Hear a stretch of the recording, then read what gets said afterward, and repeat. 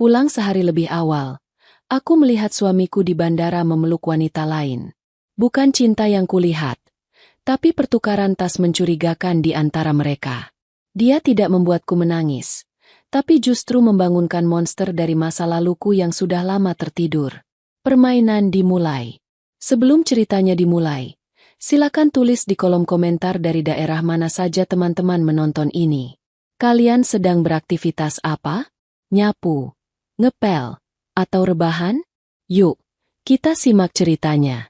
Di mata dunia, Maya adalah definisi dari kesempurnaan domestik.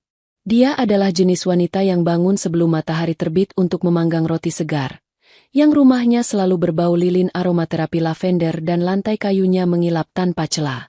Dia adalah istri yang menyambut suaminya pulang dengan senyum lembut, makan malam hangat yang siap saji, dan telinga yang siap mendengar keluhan tentang pekerjaan kantor yang membosankan.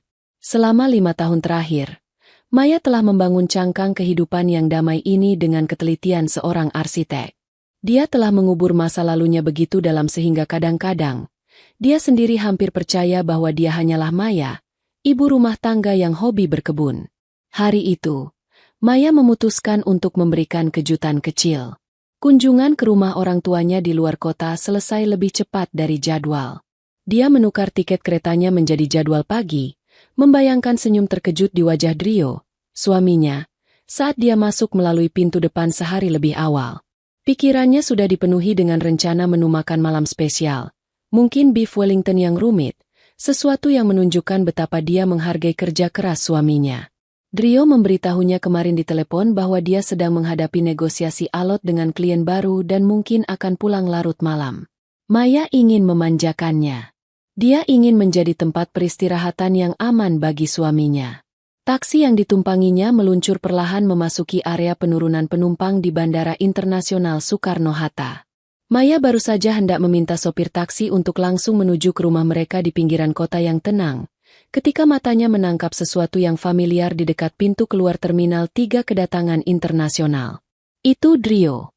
Jantung Maya berhenti berdetak sedetik, bukan karena kegembiraan, tetapi karena kebingungan yang tajam. Drio seharusnya berada di sebuah gedung perkantoran di Jakarta Pusat, bukan di Terminal Kedatangan Internasional. Maya meminta sopir taksi untuk menepi sebentar di area tunggu. Matanya menyipit, fokusnya menajam dengan cara yang sudah bertahun-tahun tidak dia rasakan. Drio berdiri di sana, tampak necis seperti biasa dengan setelan jas abu-abu mahalnya. Dia terlihat sedikit gelisah, terus-menerus memeriksa jam tangannya dan mengetukkan kaki ke lantai. Namun, bukan kegelisahannya yang membuat darah Maya menjadi dingin. Itu adalah apa yang dipegangnya. Sebuah buket besar bunga lili putih. Drio selalu mengatakan kepada Maya bahwa dia sangat alergi terhadap serbuk sari bunga lili.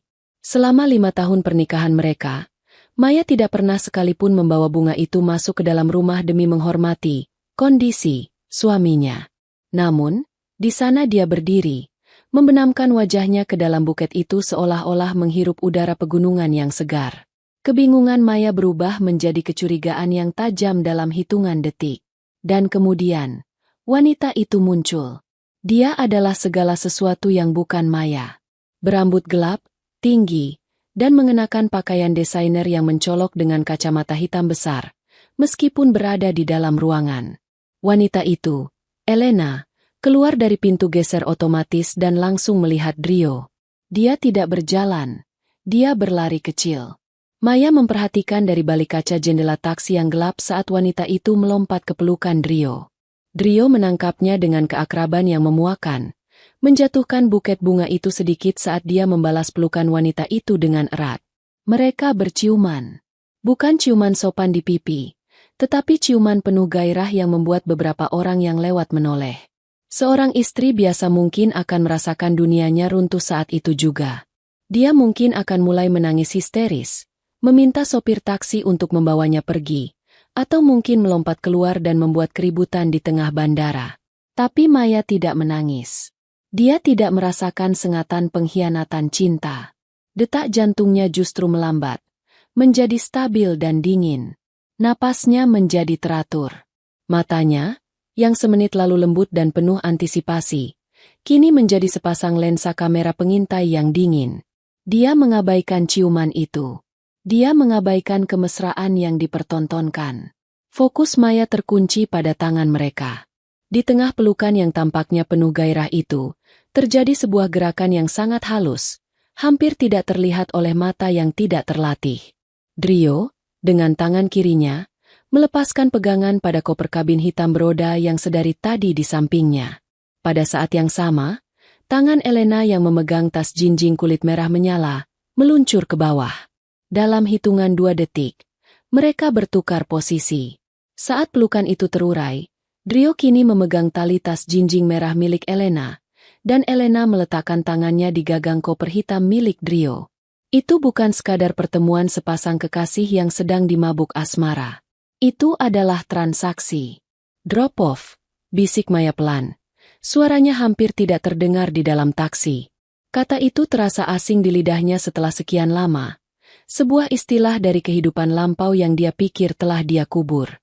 Dia melihat Drio memberikan kunci mobilnya kepada Elena. Wanita itu tertawa, mengambil kunci itu, lalu menarik koper hitam itu dan berjalan menuju area parkir. Drio, dengan tas merah barunya, berbalik dan berjalan menuju pangkalan taksi bandara, tampak sangat puas dengan dirinya sendiri. Dia mengeluarkan ponselnya, mungkin untuk mengirim pesan manis kepada istri bodohnya yang dia pikir masih berada di luar kota. Bu, jadi langsung ke alamat tadi? Tanya sopir taksi, membuyarkan lamunan Maya. Sopir itu menatapnya dari kaca spion, mungkin mengharapkan melihat air mata seorang istri yang baru saja melihat suaminya berselingkuh. Maya menatap balik ke kaca spion dengan wajah datar, tanpa emosi. Ya, Pak, langsung ke rumah. Tolong jangan lewat jalan tol. Saya ingin menikmati pemandangan. Dia membutuhkan waktu. Dia membutuhkan waktu untuk memproses apa yang baru saja dia saksikan. Cangkang sempurna kehidupannya tidak hanya retak. Seseorang baru saja menghantamnya dengan palu godam.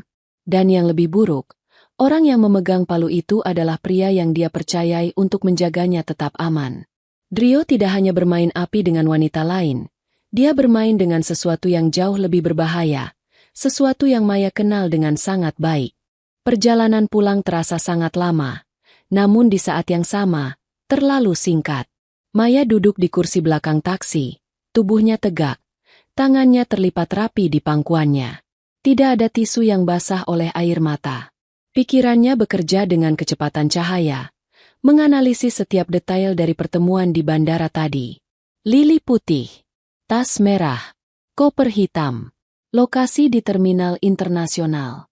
Dia tidak melihat suaminya. Drio si pengusaha sukses yang sedikit pelupa. Dia melihat seorang aset. Seorang kurir. Pion dalam permainan catur yang jauh lebih besar daripada yang bisa dibayangkan oleh otak kecilnya. Selama 5 tahun, Maya telah menjadi Maya. Dia telah belajar cara membuat kue kering yang sempurna, cara menghilangkan noda anggur dari taplak meja linen, dan cara tersenyum sabar saat tetangga membicarakan gosip murahan. Itu adalah penyamaran terbaiknya. Itu adalah masa pensiun yang dia perjuangkan dengan darah dan keringat. Dia telah meninggalkan dunia bayang-bayang, dunia di mana kode nama, Viper, ditakuti di kalangan sindikat kriminal internasional. Dia telah memilih Drio karena Drio tampak aman, membosankan, normal. Seorang pria yang kekhawatiran terbesarnya adalah fluktuasi nilai tukar mata uang dan jadwal golf di akhir pekan. Betapa salahnya dia. Taksi berhenti di depan rumah mereka. Sebuah rumah bergaya minimalis modern 2 lantai di lingkungan elit yang tenang. Rumputnya dipotong sempurna. Jendela-jendelanya berkilau di bawah sinar matahari sore. Ini adalah tempat perlindungannya. Tempat suci yang dia bangun untuk menjauhkan kegelapan. Maya membayar sopir taksi dan memberikan tip yang besar dengan tangan yang stabil. Dia berjalan menuju pintu depan. Langkahnya ringan dan tanpa suara, kebiasaan lama yang kembali secara instingtif. Dia memasukkan kunci, memutar gagang pintu, dan melangkah masuk ke dalam keheningan rumahnya yang sejuk. Udara di dalam berbau samar-samar seperti pembersih lantai lemon dan sisa aroma kopi pagi. Semuanya tampak normal. Fotonya dan Rio saat berlibur di Bali tergantung di dinding ruang tamu, tersenyum bahagia. Itu adalah foto kebohongan. Maya tidak pergi ke dapur untuk mulai memasak. Dia tidak pergi ke kamar tidur untuk membongkar tasnya. Dia berjalan lurus melewati ruang tamu, menuju tangga yang mengarah ke ruang bawah tanah. Ruang bawah tanah itu seharusnya menjadi ruang kerja Drio, tempat dia menyimpan koleksi anggurnya dan meja biliar yang jarang digunakan. Maya menuruni tangga. Tumit sepatunya berbunyi klik pelan di lantai beton yang dipoles. Dia berdiri di depan rak anggur besar yang terbuat dari kayu ek gelap, yang menutupi hampir seluruh dinding belakang. Drio sangat bangga dengan koleksi ini, meskipun dia jarang meminumnya. Bagi Maya, rak anggur ini selalu menjadi simbol dari kehidupan normal yang dia coba jalani. Maya mengulurkan tangan, bukan untuk mengambil botol merlot, tetapi untuk meraba bagian bawah rak ketiga dari kanan. Jari-jarinya yang terawat menemukan sebuah tonjolan kecil yang hampir tidak terlihat. Dia menekannya dengan urutan tertentu. 2 kali cepat, 1 kali lama. Terdengar bunyi klik hidrolik yang halus. Seluruh bagian tengah rak anggur itu bergeser ke depan beberapa sentimeter, lalu meluncur ke samping tanpa suara, mengungkapkan sebuah ruangan sempit di belakangnya. Ini adalah satu-satunya rahasia yang Maya simpan dari Drio. Satu-satunya jaring pengaman yang dia izinkan untuk dirinya sendiri ketika dia memutuskan untuk keluar dari kehidupan lamanya. Ruangan itu kecil, hanya cukup untuk 1 orang berdiri, dingin dan berbau logam. Maya melangkah masuk. Lampu LED otomatis menyala, menerangi sebuah meja logam kecil yang tertanam di dinding. Di atas meja itu tergeletak sebuah kotak baja tahan api. Maya menempelkan ibu jarinya pada pemindai biometrik. Kotak itu terbuka dengan desisan pelan. Di dalamnya, tersusun rapi peninggalan dari kehidupan yang dia pikir telah mati. Ada 3 paspor dengan foto Maya, tetapi dengan nama dan kewarganegaraan yang berbeda. 1 Prancis, 1 Rusia, dan 1 Brasil. Di sampingnya, tumpukan uang tunai dalam mata uang euro dan dolar as, diikat dengan karet gelang, cukup untuk menghilang dan memulai hidup baru di mana saja di dunia dalam waktu 1 jam. Namun, mata Maya tertuju pada benda yang terletak di kompartemen busa yang dibentuk khusus di tengah kotak.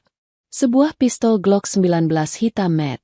Di sebelahnya, sebuah peredam suara silinder ramping dan 2 magasin penuh peluru berujung hollow point. Maya mengangkat senjata itu. Beratnya terasa akrab di tangannya, seperti menyapa teman lama yang sudah lama hilang. Dia memeriksa ruang peluru dengan gerakan cepat dan efisien. Kosong. Dia memasukkan magasin, mengokang senjata itu, dan merasakan kepuasan dingin dari bunyi logam beradu dengan logam. Dia menatap pantulan dirinya di permukaan logam kotak baja itu. Wajahnya masih wajah Maya si ibu rumah tangga yang lembut. Tetapi matanya telah berubah. Kehangatan telah hilang, digantikan oleh tatapan dingin dan penuh perhitungan dari Viper. Kemarahannya bukanlah jenis kemarahan yang membakar dan meledak-ledak. Itu adalah jenis kemarahan glasial, dingin dan mematikan. Dia tidak merasa hancur karena Drio berselingkuh. Dia merasa dikhianati karena Drio telah melanggar satu-satunya aturan tak tertulis dalam pernikahan mereka. Satu-satunya syarat yang Maya butuhkan untuk hidup normal. Jangan bawa bahaya ke rumah. Drio telah membawa dunia gelap, dunia yang telah susah payah Maya tinggalkan, tepat ke depan pintu mereka. Dia telah mengundang monster masuk. Kau membuat kesalahan fatal, Drio, bisiknya pada keheningan ruang bawah tanah. Suaranya tidak lagi memiliki nada lembut seorang istri yang penuh kasih. Itu adalah suara seorang operator yang sedang menilai target. Kau pikir kau pemain, tapi kau bahkan tidak sadar kau sedang dimainkan. Maya menyelipkan Glock 19 itu ke bagian belakang celana jeansnya, menutupi gagangnya dengan kemeja longgar yang dia kenakan. Dia mengambil sebuah laptop hitam tipis dari kompartemen lain di dalam kotak. Sebuah mesin dengan enkripsi tingkat militer yang belum pernah tersambung ke wifi rumah mereka. Metamorfosis telah selesai. Maya sinyonya rumah telah hilang. Viper telah kembali, dan dia memiliki pekerjaan yang harus diselesaikan sebelum makan malam. Dia akan mencari tahu siapa wanita itu, untuk siapa Drio bekerja, dan seberapa dalam suaminya yang bodoh itu terlibat. Dan kemudian dia akan membersihkan kekacauan ini. Dengan caranya sendiri. Cahaya biru dari layar laptop menerangi wajah Maya di kegelapan ruang bawah tanah. Laptop itu bukan sembarang perangkat elektronik. Itu adalah mesin militer usang yang telah dimodifikasi habis-habisan, dengan cangkang polikarbonat yang tahan banting dan sistem operasi berbasis Linux yang dikustomisasi khusus untuk operasi lapangan. Tidak ada logo merek yang menyala di punggung layar. Hanya permukaan hitam matte yang dingin. Maya duduk di kursi kayu keras di depan meja kerja Drio, menggeser tumpukan majalah bisnis suaminya yang tidak berguna. Jari-jarinya, yang biasanya cekatan memotong bawang atau menyulam taplak meja, kini menari di atas keyboard dengan kecepatan dan presisi yang menakutkan. Bunyi ketikan itu ritmis, cepat, dan agresif, seperti tembakan senapan mesin yang diredam. Langkah pertama, meretas ponsel Drio. Sebenarnya, kata meretas terlalu canggih untuk apa yang sedang dia lakukan. Keamanan siber Drio menyedihkan.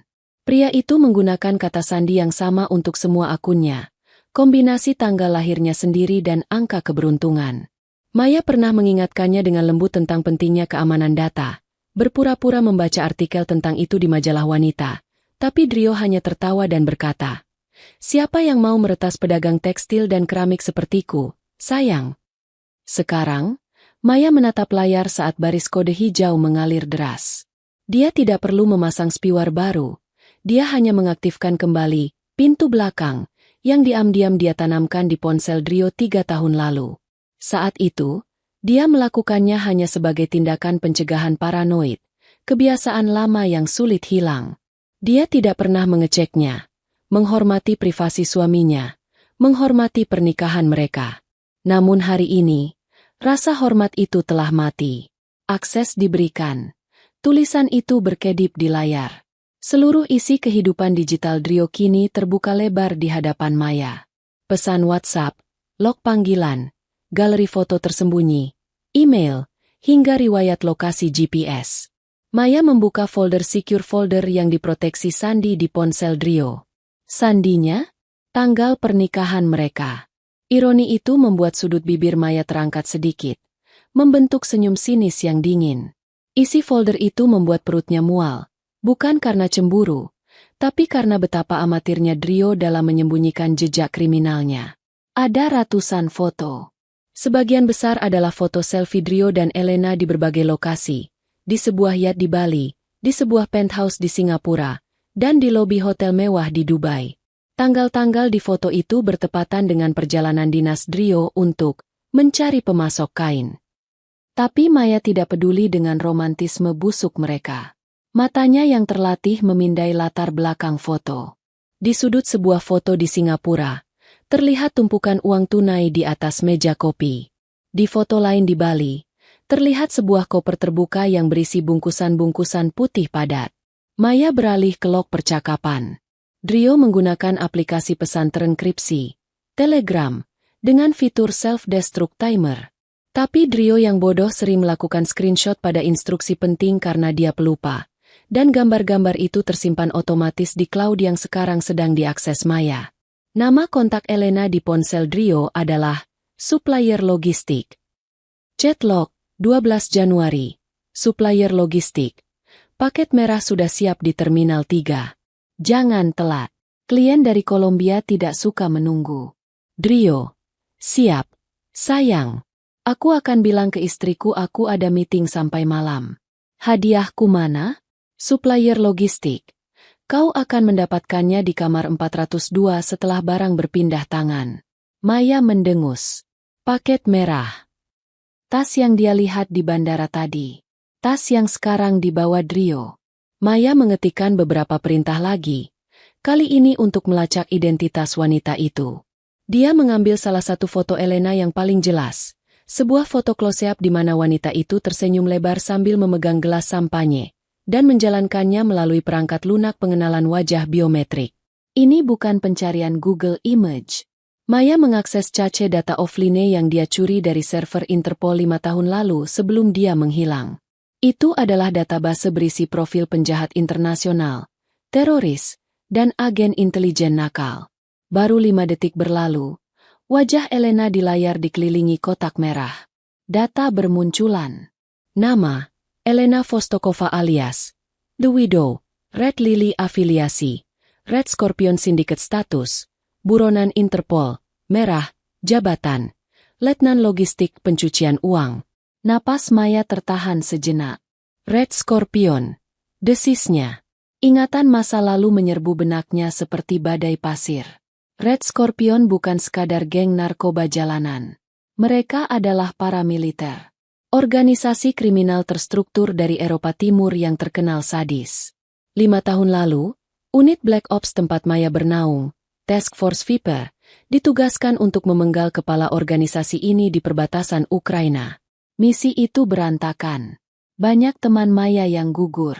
Itu adalah misi terakhir yang membuat Maya memutuskan untuk keluar. Dia muak dengan darah. Dan sekarang, suaminya, pria yang tidak bisa membedakan antara ketumbar dan merica, sedang tidur dengan seorang letnan dari organisasi yang pernah membantai tim Maya. Drio bukan pemain. Drio hanyalah kurir. Mule. Keledai pengangkut beban. Elena memanfaatkannya karena profil Drio bersih. Pengusaha lokal, tidak ada catatan kriminal, wajah polos, istri yang terlihat bodoh. Penyamaran yang sempurna. Maya menatap foto Elena di layar. Tatapan wanita itu tajam, pemangsa. Dia pasti tahu siapa Drio sebenarnya. Orang bodoh yang haus validasi dan uang mudah. Tapi Elena tidak tahu siapa istri Drio. Itu adalah kesalahan terbesar Elena. Maya menutup aplikasi peretasannya. Dia sudah melihat cukup. Lokasi pertemuan mereka selanjutnya sudah jelas. Hotel Grand Imperial, kamar 402. Malam ini, Maya bersandar di kursinya, menatap langit-langit ruang bawah tanah yang gelap. Dia merasakan kemarahan yang berbeda sekarang. Jika ini hanya perselingkuhan biasa, Maya mungkin akan menceraikan Drio, memeras setengah hartanya, dan pergi. Tapi ini Red Scorpion. Jika sindikat itu tahu Drio terhubung dengan mereka, dan jika suatu hari Drio tertangkap atau melakukan kesalahan, mereka tidak akan hanya membunuh Drio. Mereka akan datang ke rumah ini. Mereka akan membersihkan semua, ujung longgar. Dan, ujung longgar, itu termasuk Maya, istri Drio. Drio telah menggambar target di punggung mereka berdua. Maya melirik jam dinding. Pukul 16.30. Drio akan segera pulang untuk berganti pakaian sebelum pergi ke meeting malamnya di hotel. Waktu untuk analisis sudah habis. Waktu untuk bertindak telah tiba. Maya mengambil pistol Glock 19-nya, mengecek keamanannya sekali lagi, lalu menyembunyikannya kembali di tempat rahasia di bawah wastafel dapur, tempat yang lebih mudah dijangkau daripada ruang bawah tanah. Dia mematikan laptop, mengusap permukaannya dengan kain mikrofiber untuk menghilangkan sidik jari, dan memasukkannya kembali ke dalam kotak rahasia di balik rak anggur. Dia menutup panel dinding, memastikan deretan botol merlot kembali ke posisi semula. Maya menaiki tangga kembali ke lantai 1. Di setiap anak tangga, dia menanggalkan identitas Viper sedikit demi sedikit, dan mengenakan kembali topeng Maya. Bahunya turun, langkahnya menjadi sedikit lebih berat, ekspresinya melunak. Tapi di dalam matanya, api dingin itu masih menyala. Dia akan membersihkan sampah ini. Bukan untuk menyelamatkan Drio, tapi untuk memastikan masa lalunya tidak menelannya hidup-hidup. Malam ini, Drio akan belajar bahwa ada hal yang jauh lebih menakutkan daripada kartel narkoba. Seorang istri yang dikhianati yang tahu cara menggunakan peredam suara. Suara pisau beradu dengan talenan kayu menggema di dapur yang luas dan modern itu. Tak, tak, tak. Iramanya stabil, hampir menghipnotis.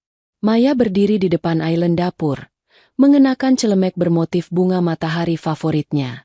Rambutnya diikat ekor kuda yang rapi, sedikit berantakan di bagian depan untuk memberikan kesan, ibu rumah tangga yang sibuk tapi tetap cantik. Di hadapannya, wortel-wortel segar sedang dipotong menjadi bentuk dadu yang presisi. Sore itu matahari bersinar lembut menembus jendela dapur, menciptakan bayangan panjang di lantai marmer. Di atas kompor, panci berisi kaldu sapi mendidih perlahan, menyebarkan aroma gurih ke seluruh penjuru rumah. Itu adalah aroma kenyamanan. Aroma rumah. Namun, pikiran Maya tidak pada supnya. Telinganya, yang terlatih untuk mendeteksi suara langkah kaki di atas dedaunan kering dari jarak 100 meter, kini terfokus pada suara mesin mobil di jalanan depan. Terdengar deru halus mesin sedan Eropa. Mobil berhenti. Pintu mobil terbanting, sedikit terlalu keras. Tanda seseorang yang sedang gugup atau terburu-buru. Drio pulang. Maya tidak berhenti memotong. Dia mengatur napasnya, menurunkan detak jantungnya hingga ke level istirahat 60 bpm. Dia harus menjadi cermin yang tenang, permukaan air yang tidak beriak, agar Drio tidak curiga. Pintu depan terbuka. "Sayang, aku pulang," seru Drio. Suaranya terdengar ceria, tapi ada getaran tegang di ujungnya yang mungkin tidak akan disadari orang awam. "Di dapur, Mas," sahut Maya dengan nada riang yang biasa. Langkah kaki Drio mendekat. Dia muncul di ambang pintu dapur, masih mengenakan setelan jas abu-abunya yang tadi terlihat di bandara. Dia menenteng tas kerja kulitnya. Tas kerjanya yang biasa, bukan tas merah Elena. Tas merah itu pasti sudah disembunyikan di bagasi mobil atau di tempat lain yang menurutnya aman. Drio menghampiri Maya, mencium pipinya sekilas. Aroma tubuhnya menyerbu indera penciuman Maya. Di balik aroma kolon mahal yang biasa Drio pakai, hidung sensitif Maya menangkap aroma lain. Parfum wanita yang manis dan tajam, Chanel nomor 5, tebak Maya, dan bau samar keringat dingin yang asam. Drio juga mengunyah permen mint dengan agresif. Jelas berusaha menutupi jejak alkohol atau rokok. "Wah, wangi sekali," kata Drio, mencoba terdengar santai, tapi matanya bergerak gelisah ke sekeliling ruangan, seolah memastikan tidak ada orang lain di sana. "Masak apa?" "Sup daging dan steak," jawab Maya sambil tersenyum manis. Dia meletakkan pisau dan berbalik menghadap suaminya, mengelap tangannya di celemek. "Gimana kerjanya hari ini?" katanya meetingnya alot. Drio melonggarkan dasinya, sebuah gerakan yang dimaksudkan untuk menunjukkan kelelahan. "Luar biasa melelahkan. Klien dari Surabaya itu rewel sekali. Kita debat soal harga kain hampir 4 jam. Kepala aku sampai mau pecah." Kebohongan itu meluncur begitu mulus dari mulutnya. Maya ingat betapa dulu dia mengagumi kemampuan komunikasi Drio. Sekarang, dia menyadari itu hanyalah bakat manipulatif yang belum terasah. "Kasihan suamiku," kata Maya, membelai lengan Drio dengan lembut. Otot lengan Drio menegang di bawah sentuhannya. Dia defensif. "Kamu butuh istirahat." "Iya, tapi..." Drio berdeham, menghindari kontak mata langsung. Dia pura-pura sibuk mengambil gelas dan menuang air putih. "Aku nggak bisa lama-lama di rumah. Nanti malam jam 7 harus keluar lagi. Ada dinner sama investor asing. Penting banget buat ekspansi bisnis kita." "Oh ya." Maya memiringkan kepalanya sedikit. Ekspresinya polos. "Mendadak sekali? Padahal aku sudah siapkan steak spesial. Daging wagyu loh." "Maaf ya, sayang. Sumpah, ini mendadak. Kliennya baru mendarat tadi sore." "Baru mendarat," pikir Maya. Setidaknya satu bagian dari kalimat itu jujur. Elena memang baru mendarat. Maya berjalan mendekat, mempersempit jarak di antara mereka. Dia menatap mata Drio dalam-dalam, melakukan apa yang disebut dalam interogasi sebagai tes tekanan. "Mas," panggil Maya pelan. "Ya." Drio menoleh. Gelas air di tangannya sedikit gemetar. "Wajahmu berseri-seri, tapi juga kelihatan gugup," kata Maya dengan nada datar, menghilangkan sedikit kehangatan dari suaranya, cukup untuk membuat lawan bicaranya tidak nyaman secara bawah sadar. "Apakah kamu bertemu seseorang yang spesial hari ini?" Pertanyaan itu menggantung di udara seperti guillotine. Mata Drio membelalak sesaat. Pupilnya mengecil. Jakunnya naik turun saat dia menelan ludah. Reaksi fisiologis klasik dari rasa takut ketahuan. Selama 1 detik, Maya bisa melihat kepanikan murni di wajahnya. Lalu, Drio tertawa. Tawa yang canggung, terlalu keras, dan dipaksakan. "Hahaha, apa sih kamu, Mei? Siapa yang spesial selain kamu?" Drio meletakkan gelasnya dan meraih bahu Maya, Meremasnya sedikit terlalu kencang. Cuma kamu yang spesial, sayang. Ini cuma urusan bisnis. Kamu tahu kan, aku lakuin ini semua buat masa depan kita. Biar kita bisa liburan ke Eropa tahun depan. Eropa, batin Maya. Tempat asal Red Scorpion. Tentu saja, Mas. Aku percaya, kata Maya. Dia tersenyum lagi, senyum yang mencapai matanya, menyembunyikan predator di baliknya. Sini peluk dulu biar semangat. Maya melingkarkan lengannya ke pinggang Drio, membenamkan wajahnya di dada bidang suaminya. Drio membalas pelukan itu, mengelus rambut Maya, menghela napas lega karena merasa krisis telah terlewati. Dia pikir istrinya yang naif sudah termakan omong kosongnya. Saat Drio melihat ke arah jendela, tangan kanan Maya bergerak di belakang punggung suaminya. Gerakan itu secepat kilat dan selembut hembusan angin. Tangan Maya menyelinap ke bawah jas Drio, meraba saku bagian dalam di sisi kiri. Dia merasakan bentuk persegi panjang dari plastik keras. Kartu akses hotel. Dengan jentikan jari yang terlatih selama bertahun-tahun mencopet target di pasar-pasar Maroko dan stasiun kereta Berlin, Maya menjepit kartu itu di antara jari telunjuk dan tengahnya. Dia menariknya keluar perlahan saat dia mengeratkan pelukannya dengan tangan kiri untuk mengalihkan perhatian sensorik Drio. Drio tidak merasakan apa-apa. Maya menarik tangannya kembali. Kartu akses itu kini tersembunyi aman di balik telapak tangannya. Dia melepaskan pelukan itu dan mundur selangkah, sambil menyelipkan kartu itu ke dalam saku celemeknya bersamaan dengan gerakan merapikan roknya. Ya sudah kalau begitu, kata Maya ceria. Kamu mandi Gih. Biar segar sebelum pergi lagi. Aku mau ke minimarket sebentar di depan kompleks. Ke minimarket? Ngapain? Tanya Drio, sedikit curiga. Lada hitamnya habis. Mas, steak tanpa lada hitam kan kurang enak. Cuma sebentar kok, 10 menit. Drio mengangguk, merasa masuk akal. Oke, jangan lama-lama ya. Aku mau mandi dulu. Pria itu berbalik dan berjalan menuju kamar tidur utama di lantai atas, bersiul kecil, merasa dirinya adalah raja dunia yang berhasil menipu semua orang. Dia tidak sadar bahwa kunci menuju kehancurannya baru saja berpindah tangan. Maya menatap punggung suaminya sampai menghilang di balik tikungan tangga. Senyum di wajahnya lenyap seketika, digantikan oleh ekspresi batu yang keras. Dia merogoh saku celemeknya dan mengeluarkan kartu akses yang dia curi.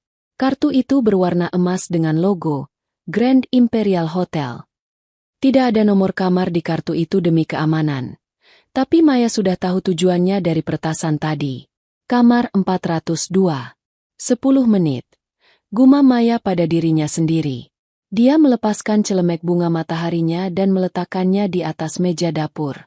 Di bawah meja, tas siaga kecilnya sudah menunggu. Sebuah hoodie hitam, masker medis, dan topi baseball. Drio akan sibuk mandi setidaknya selama 15 menit. Dia adalah tipe pria yang suka berlama-lama di bawah shower air hangat sambil memikirkan kehebatannya sendiri. Ditambah waktu berpakaian, Maya punya waktu sekitar 45 menit sebelum Drio sadar kunci kamarnya hilang, atau sebelum dia berangkat. Cukup waktu untuk melakukan kunjungan singkat. Maya mengambil kunci mobilnya sendiri, sebuah city car kecil yang tidak mencolok. Dia tidak akan ke minimarket untuk membeli lada. Dia akan ke hotel untuk memberikan bumbu tambahan pada malam romantis suaminya dan Elena. Bumbu yang akan membuat hidup mereka berantakan. Permainan babak kedua dimulai. Dan kali ini, Viper yang memegang kendali. Grand Imperial Hotel berdiri megah di pusat kota. Sebuah monumen kaca dan baja yang menjulang tinggi, memantulkan cahaya matahari sore yang mulai meredup. Ini adalah jenis tempat di mana orang-orang kaya dan berkuasa datang untuk melihat dan dilihat, atau dalam kasus tertentu, untuk bersembunyi di balik kemewahan yang tebal. Bagi Maya, hotel ini hanyalah sebuah kotak sabun besar yang penuh dengan lubang keamanan bagi siapa saja yang tahu cara mencarinya. Maya memarkir mobil city car-nya 2 blok jauhnya dari hotel, di sebuah pelataran parkir umum yang gelap dan tidak mencolok. Dia tidak ingin plat nomor mobilnya terekam oleh kamera pengawas canggih di lobi hotel. Di dalam mobil, dia melakukan transformasi terakhirnya. Dia mengenakan hoodie abu-abu yang ukurannya sedikit terlalu besar, celana kargo hitam, dan sepasang sepatu kets biasa. Dia menarik tudung kepalanya hingga menutupi sebagian besar wajahnya, lalu menambahkan masker medis hitam, aksesori yang sangat umum pasca pandemi sehingga tidak lagi menarik perhatian siapapun. Terakhir, dia mengenakan topi baseball polos. Sekarang, dia bukan lagi istri pengusaha, juga bukan agen rahasia yang glamor. Dia hanyalah hantu abu-abu, seseorang yang mata orang lain akan lewati begitu saja tanpa mengingat satu detail pun. Maya berjalan menuju pintu samping hotel yang biasanya digunakan oleh staf atau pengiriman barang. Dia tahu pintu itu seringkali dibiarkan tidak terkunci atau dijaga oleh petugas keamanan yang bosan dan mudah dikelabuhi. Namun, kali ini dia tidak perlu menyelinap lewat pintu belakang. Dia punya tiket emas, kartu akses yang dia curi dari saku jas suaminya. Dia masuk melalui pintu samping lobi yang jarang dilalui, berjalan dengan langkah pasti namun santai. Bahas tubuh adalah kuncinya. Jika kau berjalan mengendap-endap, orang akan curiga. Jika kau berjalan seolah-olah kau memiliki tempat itu dan sedang terburu-buru menuju kamar mandi, tidak ada yang akan bertanya. Maya menundukkan kepalanya sedikit, berpura-pura sibuk dengan ponselnya, menghindari tatapan langsung dengan kamera CCTV yang berputar di sudut langit-langit. Lift berdenting halus saat tiba di lobi. Maya masuk bersama sekelompok turis yang berisik, membiarkan tubuh mereka menjadi perisai hidup yang menutupi dirinya dari pandangan resepsionis. Dia menempelkan kartu akses ke panel sensor lift. Lampu hijau menyala. Dia menekan tombol lantai 4. Lorong lantai 4 dilapisi karpet tebal yang meredam suara langkah kaki. Dindingnya dihiasi dengan lukisan abstrak yang mahal dan lampu dinding yang memberikan pencahayaan temaram nan romantis. Bagi Maya, pencahayaan ini sempurna untuk penyusupan. Dia menghitung nomor kamar di kepalanya. 400, 401, 402. Maya berhenti di depan pintu kayu mahoni bernomor 402. Dia tidak langsung masuk. Dia menempelkan telinganya ke pintu, mendengarkan dengan saksama. Hening. Tidak ada suara televisi, tidak ada suara air mengalir, tidak ada percakapan. Sesuai data peretasannya, Elena seharusnya sedang berada di lounge bar di lantai dasar, menikmati martini sambil menunggu kedatangan Rio. Maya mengeluarkan kartu akses, menyelipkannya ke slot kunci elektronik. Terdengar bunyi bip pelan disusul suara mekanis kunci yang terbuka. Maya mendorong pintu dan melangkah masuk, menutupnya kembali dengan cepat di belakangnya. Aroma parfum menyerbu hidungnya. Aroma yang sama yang menempel di jas Rio tadi sore. Manis, berat, dan mahal. Kamar itu berantakan dengan cara yang khas orang kaya yang terbiasa dilayani. Tas belanjaan bermerek tergeletak di sofa, sepatu hak tinggi dilempar sembarangan di dekat pintu masuk, dan gelas wine setengah kosong tertinggal di atas meja rias. Mata Maya menyapu ruangan dengan efisiensi militer. Targetnya bukan pakaian dalam atau perhiasan Elena. Targetnya ada di sudut ruangan, di samping lemari pakaian. Koper hitam kabin milik Rio. Maya mendekati koper itu. Koper itu terkunci dengan kunci kombinasi standar. Maya tersenyum sinis. Rio selalu menggunakan kombinasi angka yang sama untuk segala hal. 1, 2, 3, 4. Dia memutar roda angka itu. Klik. Terbuka. Maya membuka resleting koper itu. Di dalamnya, tersusun rapi tumpukan uang tunai dalam pecahan $100 Amerika Serikat. Gepokan uang itu diikat dengan pita ban. Jumlahnya mungkin mencapai jutaan dolar. Uang hasil penjualan narkoba yang baru saja dicuci atau akan dibayarkan ke pemasok. Bau uang kertas tua dan tinta menguar dari koper itu. Bau keserakahan. Maya tidak mengambil satu lembar pun. Uang itu tidak ada artinya baginya. Misinya adalah penghancuran, bukan pencurian. Dia merogoh saku hoodie-nya dan mengeluarkan kantong plastik kecil berisi bubuk putih. 10 gram kokain murni. Ini adalah sisa barang bukti dari operasi lama yang dia simpan di brankas rahasianya. Kenang-kenangan, yang dia pikir mungkin berguna suatu hari nanti. Hari ini adalah hari itu. Dengan hati-hati, Maya menyelipkan kantong plastik transparan itu di sela-sela tumpukan uang, membiarkannya sedikit menyembul keluar agar mudah terlihat jika koper dibuka. Selanjutnya, dia mengeluarkan sebuah benda kecil berbentuk koin hitam. Itu adalah pelacak GPS military grade yang sudah dimodifikasi. Maya telah meretas frekuensinya agar memancarkan sinyal darurat pada saluran yang dipantau oleh Satuan Narkotika Kepolisian setempat dan Interpol. Begitu dia mengaktifkannya, titik ini akan menyala seperti pohon Natal di layar monitor kepolisian kota. Maya menekan tombol kecil di sisi pelacak itu hingga lampu merah berkedip sekali, lalu menempelkannya di balik lapisan kain dalam koper menggunakan perekat kuat. Selamat menikmati pestanya, Elena, bisik Maya. Dia menutup koper itu kembali, mengacak kombinasi angkanya, dan meletakkannya persis di posisi semula.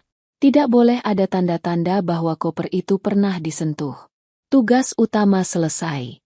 Tapi Maya belum puas. Dia ingin mengirim pesan. Pesan psikologis yang akan menghantui Elena dan Drio sebelum badai yang sebenarnya datang. Maya mengeluarkan setangkai bunga lili putih yang layu dari saku celananya. Dia telah membelinya dari penjual bunga di pinggir jalan dan sengaja meremasnya hingga kelopaknya memar dan kecoklatan. Dia berjalan menuju tempat tidur ukuran king yang spraynya masih rapi. Dia meletakkan bunga lili yang mati itu tepat di tengah bantal, di sisi tempat Elena tidur. Bunga kematian di atas tempat beristirahat. Simbol yang jelas bagi siapa saja yang mengerti bahasa dunia bawah tanah. Waktumu sudah habis. Maya mundur selangkah, memeriksa hasil karyanya. Kamar itu tampak sama seperti saat dia masuk, kecuali satu detail mengerikan di atas bantal dan bom waktu yang berdetak di dalam koper hitam. Dia melirik jam tangannya. 8 menit telah berlalu. Dia harus pergi sebelum Elena kembali atau Drio menyadari kartu aksesnya hilang. Maya keluar dari kamar 402, memastikan pintu terkunci kembali. Dia berjalan kembali menuju lift dengan ketenangan yang sama, menyatu dengan bayang-bayang lorong hotel, meninggalkan nasib suaminya dan selingkuhannya terkunci di dalam ruangan itu. Di luar hotel, langit sudah mulai gelap. Lampu-lampu kota mulai menyala. Namun bagi Maya, kegelapan malam ini terasa lebih nyaman dari biasanya. Dia masuk ke dalam mobilnya, melepaskan masker dan topinya, dan menarik napas panjang. Dia menyalakan mesin mobil. Sekarang, dia harus pulang dan menjadi istri yang manis lagi. Setidaknya untuk 1 jam terakhir. Maya memarkir mobilnya di garasi tepat waktu. Rumah masih tenang. Dia menyelinap masuk melalui pintu samping dapur. Dengan cepat melepaskan pakaian penyamarannya dan menyembunyikannya kembali ke dalam tas siaga di bawah meja. Dia mengenakan kembali celemek bunga mataharinya, mencuci tangan, dan dalam hitungan detik, dia kembali berdiri di depan kompor, mengaduk sup yang kini sudah matang sempurna. Sayang, kamu sudah pulang? Suara Drio terdengar dari lantai atas, sedikit berteriak. Sudah, Mas. Baru saja sampai. Balas Maya. Suaranya stabil, ceria, tanpa jejak ketegangan dari wanita yang baru saja menyusup ke kamar hotel 10 menit yang lalu. Turunlah, makan malam sudah siap. Tak lama kemudian, Drio menuruni tangga. Dia sudah berganti pakaian. Dia mengenakan kemeja biru muda yang rapi dan celana bahan, rambutnya disisir klimis, dan dia kembali menyemprotkan parfum mahalnya, mencoba menutupi aroma kegugupannya sendiri. Namun, Maya bisa melihat retakan di topengnya. Drio tampak gelisah. Tangannya terus-menerus meraba saku celananya, lalu beralih ke saku kemejanya. Matanya bergerak liar mencari-cari sesuatu di meja konsol ruang tamu, di atas rak sepatu, di mana saja. Dia mencari kartu akses itu. Maya pura-pura tidak memperhatikan. Dia membawa piring saji berisi 2 potong steak tenderloin besar ke meja makan. Daging itu dimasak medium rare. Cairan merah muda menggenang di sekitar daging, tampak menggugah selera sekaligus sedikit mengerikan di bawah cahaya lampu ruang makan yang hangat. Ayo makan, Mas. Mumpung masih panas. Ajak Maya sambil menuangkan air putih ke gelas Drio. Drio berjalan ke meja makan dengan langkah gontai. Dia duduk, tapi matanya masih menyapu lantai di sekitarnya. Mei, kamu lihat kartu putih enggak? Kayak kartu nama gitu, tapi dari plastik. Tanyanya, Berusaha terdengar santai tapi gagal total. Maya duduk di hadapannya, meletakkan serbet di pangkuannya dengan anggun. Kartu apa? Kartu belanja? Kartu member game kamu? Bukan, bukan. Kartu sudahlah. Mungkin ketinggalan di mobil. Gumam Drio. Dia tidak berani bilang itu kartu hotel. Dia pasti berpikir dia menjatuhkannya di mobil atau Elena memiliki kunci cadangan. Jadi dia masih bisa masuk nanti. Dia mengambil garpu dan pisau. Tapi tangannya tidak mantap. Ayo dimakan, Mas. Ini steak kesukaanmu. Aku masak persis seperti yang kamu suka. Merah di tengah. Kata Maya, memotong daging miliknya sendiri dengan gerakan presisi. Pisau bergigi tajam itu membelah serat daging dengan mudah. Drio memotong dagingnya. Dia memasukkan potongan itu ke mulut, mengunyahnya secara mekanis. Bagi Drio, daging wagyu mahal itu mungkin terasa seperti karet ban. Pikirannya ada di tempat lain. Dia terus melirik ponselnya yang tergeletak di samping piring. Layarnya gelap. Tidak ada notifikasi. Kenapa diam saja? Katanya tadi meetingnya seru. Pancing Maya. Cerita dong soal klien Surabaya itu. Drio tersentak. Oh ya, biasalah. Mei, orang tua yang kaku. Nggak penting. Dia meneguk airnya dengan cepat. Mei, nanti kayaknya aku harus pergi agak cepat. Jam 7 lewat dikit. Buru-buru sekali, komentar Maya datar. Dia meletakkan garpu dan pisaunya, lalu menatap suaminya. Mas, boleh aku nyalakan TV? Ada berita cuaca. Aku mau lihat besok hujan atau tidak buat jemur pakaian. Tanpa menunggu jawaban, Maya mengambil remote dan menyalakan televisi layar datar yang menempel di dinding ruang makan. Dia tidak memindahkan ke saluran cuaca. Dia membiarkannya di saluran berita nasional yang sedang menayangkan program berita terkini. Awalnya hanya berita politik membosankan. Drio kembali mengunyah, sedikit lebih rileks. Namun kemudian, musik jingle, breaking news, yang mendesak dan dramatis memotong siaran. Layar berubah menjadi merah dengan tulisan besar. Penggerebekan jaringan narkoba internasional. Maya melihat punggung Drio menegang. Pemirsa, kami memotong siaran Anda untuk berita mendesak. Suara penyiar berita wanita terdengar serius. Satuan Reserse Narkoba bekerja sama dengan Interpol baru saja melakukan penggerebekan besar-besaran di sebuah hotel bintang 5 di pusat kota, Grand Imperial Hotel. Klang! Garpu di tangan Drio jatuh ke piring keramik, menghasilkan suara dentingan nyaring yang memecah keheningan ruang makan. Wajahnya, yang tadinya sedikit merah karena panasnya sup, kini berubah pucat pasi dalam hitungan detik. Darah seolah tersedot habis dari kepalanya. Maya menatap layar TV dengan ekspresi bingung yang dibuat-buat. Loh, itu kan hotel mewah dekat kantor kamu, Mas? Grand Imperial. Drio tidak menjawab. Mulutnya sedikit terbuka. Matanya terpaku pada layar televisi. Kamera berita menyorot suasana kacau di depan lobi hotel. Mobil polisi dengan lampu strobo biru dan merah memenuhi pelataran. Garis polisi kuning dibentangkan.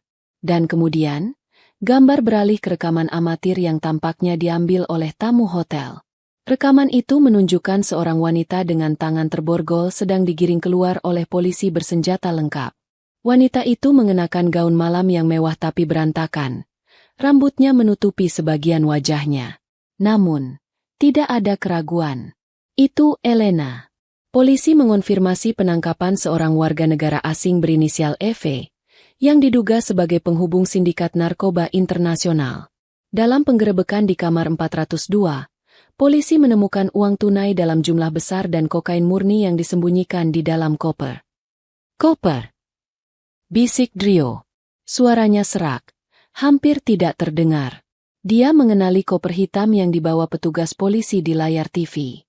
Itu kopernya. Koper yang berisi sidik jarinya di mana-mana. Selain itu, pihak berwenang berhasil melacak lokasi tersangka berkat sinyal GPS yang aktif dari dalam tas tersebut.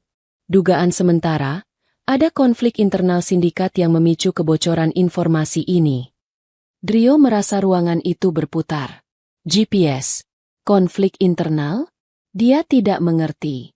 Dia baru saja memberikan tas itu tadi sore. Bagaimana bisa ada GPS? Siapa yang memasangnya? Elena? Atau dia dijebak? Tiba-tiba, ponsel Drio di atas meja bergetar hebat, membuat suara dengung yang keras di permukaan kayu. Layarnya menyala. Bukan nama Elena yang muncul. Nomor itu tidak diketahui. Unknown number.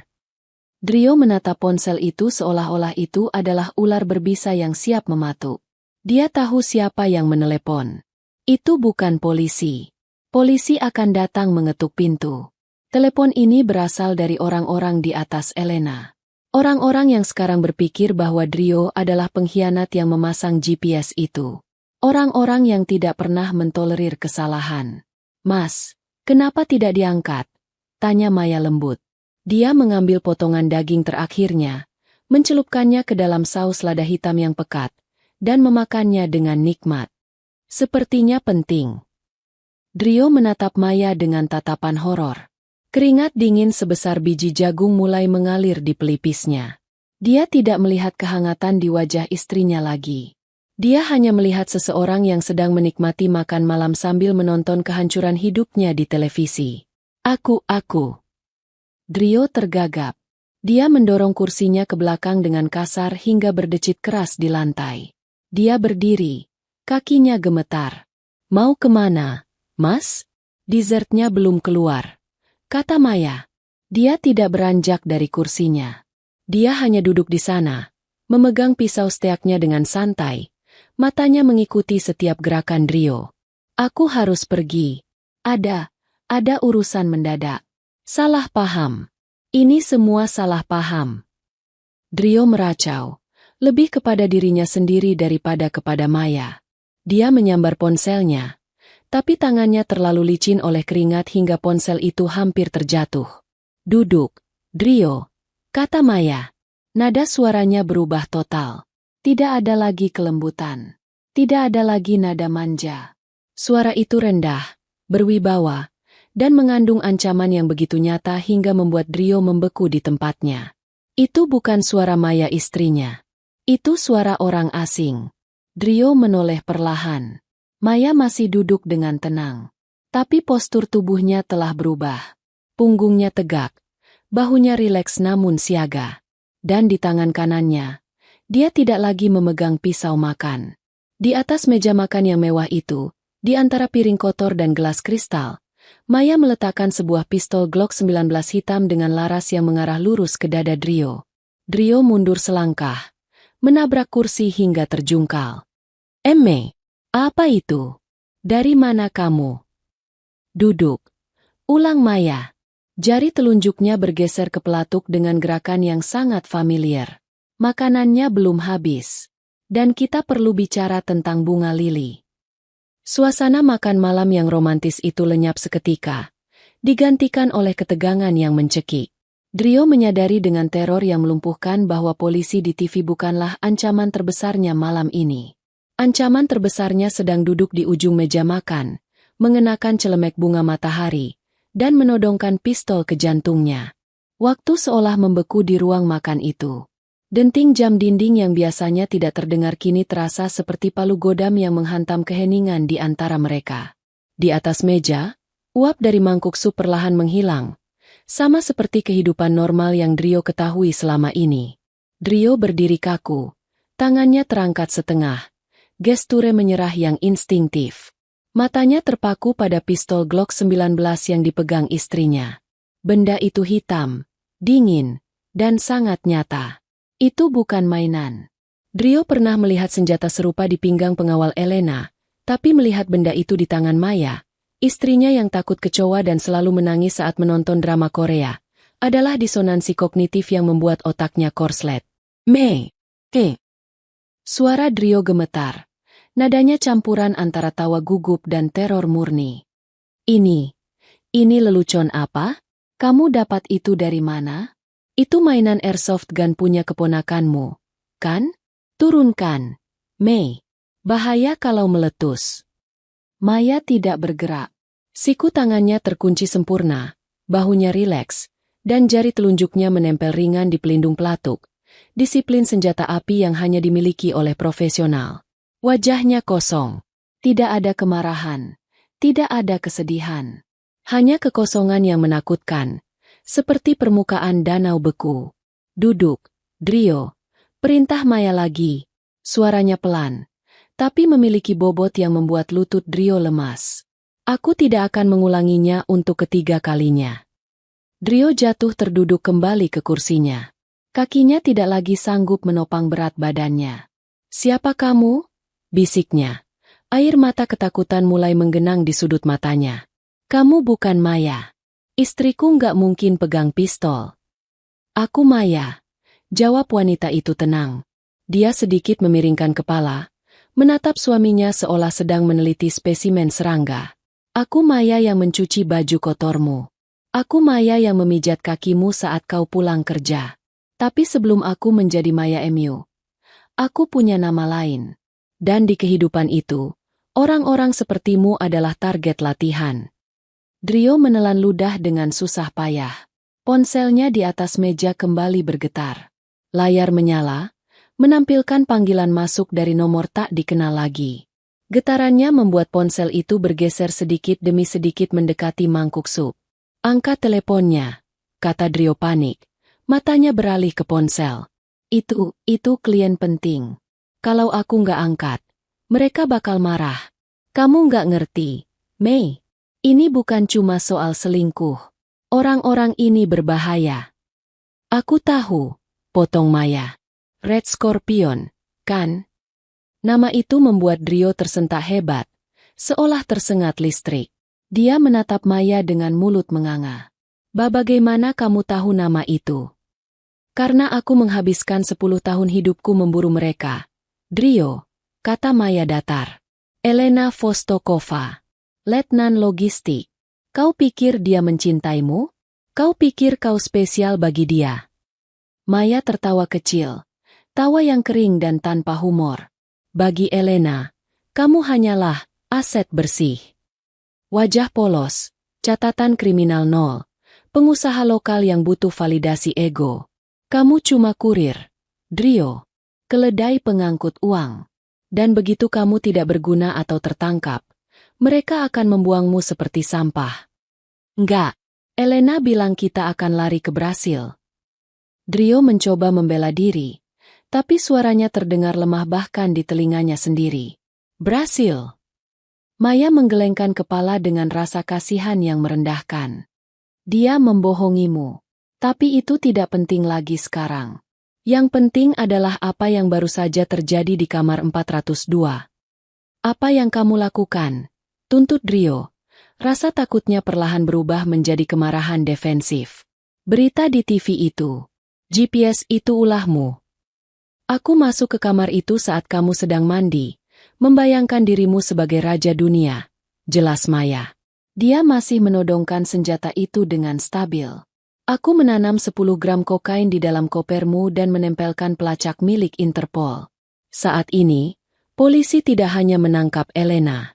Mereka punya bukti fisik uang hasil kejahatan dan narkoba di dalam tas yang kamu berikan padanya. Wajah Drio berubah menjadi abu-abu. Kamu menjebakku? Istrimu sendiri menjebak suaminya ke penjara. Aku menyelamatkan nyawamu. Bodoh, bentak Maya. Untuk pertama kalinya menaikkan nada suaranya. Suara itu menggema di ruang makan, tajam dan mematikan. Kamu melanggar satu-satunya aturanku. Aku pensiun demi hidup tenang. Aku memilihmu karena kupikir kamu pria yang membosankan dan aman. Aku membangun benteng di rumah ini untuk menjauhkan masa laluku. Dan apa yang kamu lakukan? Kamu membawa Red Scorpion masuk ke ruang tamuku. Maya menarik napas panjang, menenangkan dirinya kembali. Kamu pikir apa yang akan terjadi kalau sindikat tahu aku siapa? Mereka akan membunuh kita berdua, Drio, dengan cara yang sangat lambat. Ponsel Drio bergetar lagi. Kali ini lebih panjang. Panggilan ketiga. Mereka menelepon, kata Drio histeris. Aku harus jelaskan. Aku harus bilang kalau aku dijebak. Kalau aku nggak angkat, mereka akan pikir aku yang lapor polisi. Drio mengulurkan tangan hendak meraih ponselnya. Dor! Suara tembakan itu tidak terlalu keras, teredam oleh peredam yang terpasang, hanya terdengar seperti bunyi pop yang tajam diikuti desingan logam. Mangkuk sup di depan Drio pecah berantakan.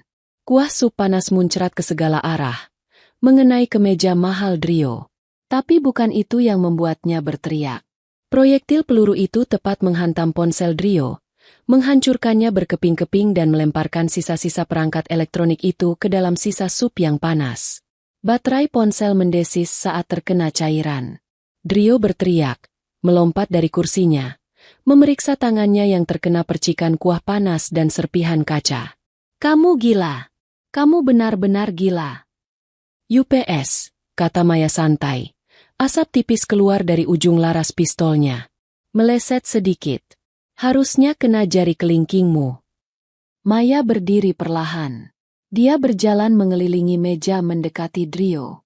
Suaminya mundur hingga punggungnya menabrak dinding. Dia terlihat kecil, menyedihkan, dan tak berdaya di hadapan wanita yang selama 5 tahun ini dia anggap hanya bisa memasak dan menyiram tanaman. Dengar baik-baik, Drio, bisik Maya, menempelkan laras pistol yang hangat ke pipi Drio. Drio merintih. Air mata dan ingus membasahi wajahnya. Sindikat sekarang tahu Elena tertangkap dengan barang bukti. Mereka tahu mobilmu yang mengantar Elena. Dan sekarang, teleponmu mati saat mereka mencoba menghubungi. Tahu apa kesimpulan mereka? Mata Drio terbelalak lebar, menyadari implikasi mengerikan dari kata-kata Maya. Mereka mengira kamu adalah informan polisi, lanjut Maya kejam. Mereka mengira kamu menjual Elena demi kekebalan hukum. Mereka mengira kamu yang memasang GPS itu. Tolong, May, tolong aku.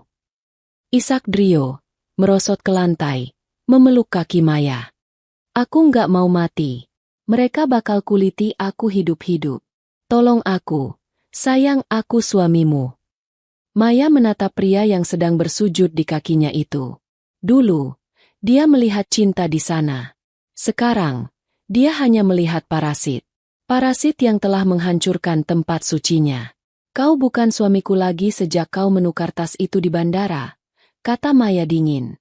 Dia menendang pelan kaki Drio agar melepaskan pegangannya. Dan soal bantuan, aku sudah memberikannya. Apa maksudmu? Tanya Drio di sela isak tangisnya. Maya berjalan menjauh, menuju dapur. Dia mengambil tas siaga hitam dari bawah meja. Dengarkan, kata Maya. Sayup-sayup, dari kejauhan, terdengar suara sirine. Awalnya pelan, tapi semakin lama semakin jelas dan banyak. Bukan satu mobil polisi. Mungkin 3 atau 4. Polisi sedang menuju ke sini, kata Maya sambil menyampirkan tas ke bahunya. Mobilmu terdaftar atas nama perusahaan cangkang milik Elena, kan? Mereka melacaknya ke alamat ini. Mereka akan sampai dalam waktu kurang dari 3 menit.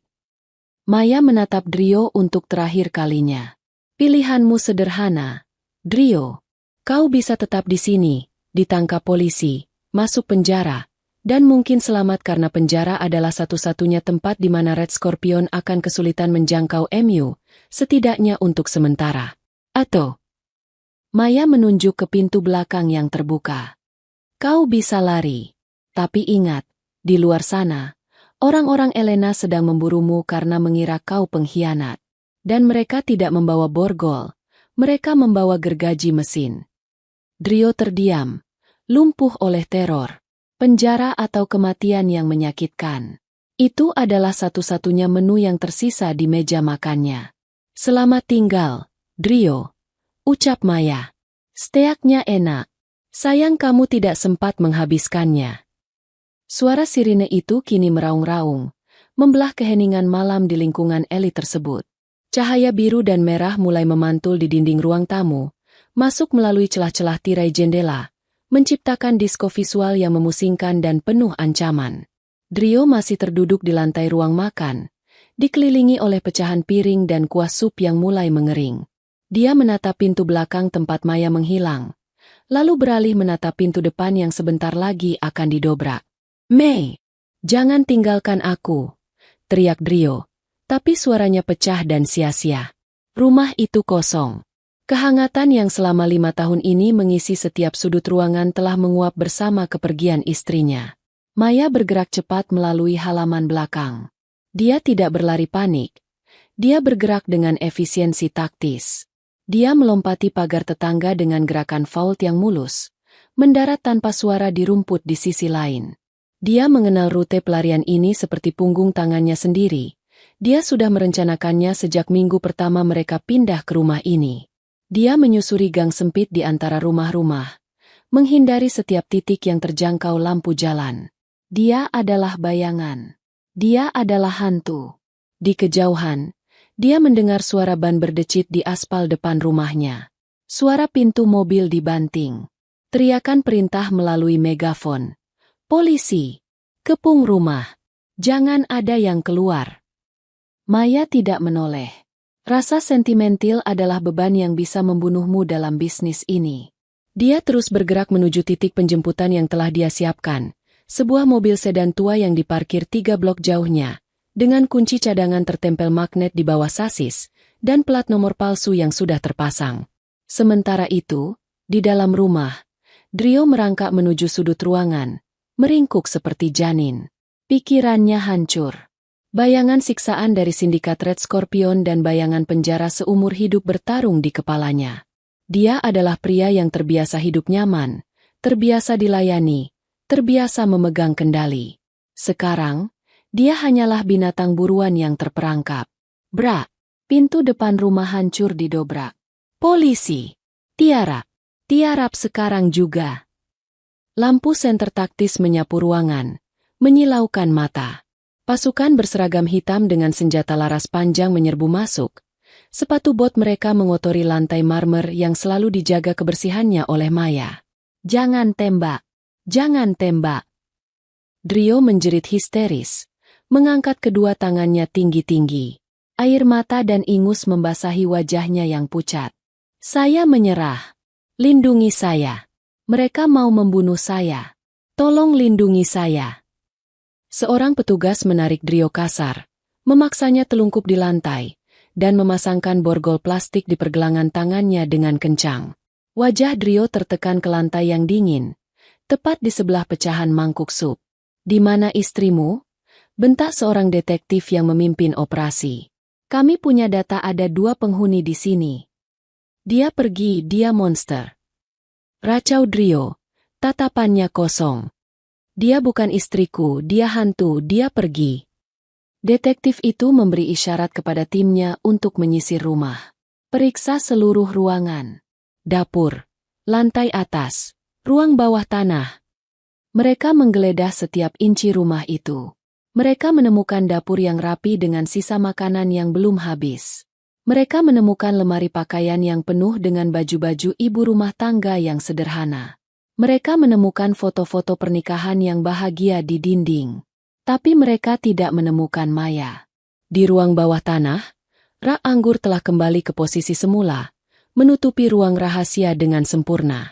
Tidak ada sidik jari Maya di pistol yang tertinggal di atas meja. Dia memakai sarung tangan bedah tipis transparan saat makan, sesuatu yang Drio tidak sadari karena terlalu panik. Tidak ada jejak digital di laptop karena server telah dihapus otomatis. Self-WP, begitu Maya menutupnya. Bagi polisi, ini terlihat seperti kasus klasik. Suami pengusaha yang terlibat pencucian uang, panik saat rekannya tertangkap, dan istrinya yang ketakutan melarikan diri entah kemana. Drio akan dianggap sebagai otak kejahatan yang delusi, meracau tentang istri agen rahasia, yang tidak akan pernah dipercayai oleh siapapun di pengadilan. Maya telah merancang skenario yang sempurna. Hukuman bagi Drio bukan hanya penjara, tapi juga kegilaan karena tidak ada satu orang pun yang akan mempercayai kebenarannya. Epilog, 24 jam kemudian. Ketinggian 35.000 kaki di atas permukaan laut. Langit di luar jendela pesawat tampak biru jernih. Hamparan awan putih seperti kapas membentang sejauh mata memandang. Di dalam kabin first class maskapai penerbangan internasional itu, suasana tenang dan mewah sangat kontras dengan kekacauan di Jakarta semalam. Seorang wanita duduk di kursi 1A. Dia mengenakan kacamata hitam besar, blus sutra berwarna krem, dan celana panjang yang elegan. Rambutnya kini dipotong pendek gaya pisye dan dicat pirang platinum. Sangat berbeda dengan rambut panjang hitam Maya yang dikucir kuda. Paspor di tas tangannya bertuliskan nama, Svetlana Petrova, warga negara Swiss. Seorang pramugari mendekat dengan senyum ramah. "Nyonya, tambahan champagne-nya." "Terima kasih," jawab wanita itu. Suaranya sedikit berbeda. Aksennya kini memiliki sedikit sentuhan Eropa yang halus. Dia mengambil gelas kristal ramping itu, memandangi gelembung-gelembung keemasan yang naik ke permukaan. Di layar monitor di depannya, saluran berita internasional CNN sedang menayangkan headline berjalan di bagian bawah layar. Breaking news. Jaringan pencucian uang Red Scorpion di Asia Tenggara dibongkar. 2 tersangka utama ditahan. Polisi memburu sisa anggota sindikat. Sudut bibir wanita itu terangkat sedikit, membentuk senyum tipis yang penuh kepuasan. Berita itu tidak menyebutkan tentang seorang istri yang hilang. Maya, ibu rumah tangga yang lembut itu, telah resmi mati. Dia hanyalah kolateral damage dalam narasi besar kejahatan suaminya. Dia telah mentransfer dana darurat dari akun rahasianya. Dia punya rumah aman di pegunungan Alpen yang sudah menunggunya. Tidak ada lagi Drio. Tidak ada lagi pura-pura menyukai arisan kompleks. Tidak ada lagi ketakutan akan masa lalu yang mengejar. Karena dia baru saja menghancurkan pengejarnya. Dia menutup jendela pesawat, menghalangi sinar matahari yang terlalu terang.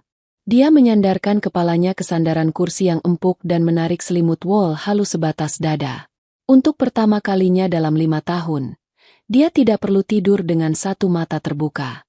Untuk pertama kalinya, dia tidak perlu memasang perangkap di pintu kamar tidur. Dia bebas. "Selamat tinggal, Maya," bisiknya pelan pada dirinya sendiri, sebelum membiarkan dirinya terlelap dalam tidur yang nyenyak dan tanpa mimpi. Pesawat itu terus melaju menembus awan, membawa sang viper menuju awal yang baru, meninggalkan puing-puing kehidupan lamanya jauh di belakang. Tamat.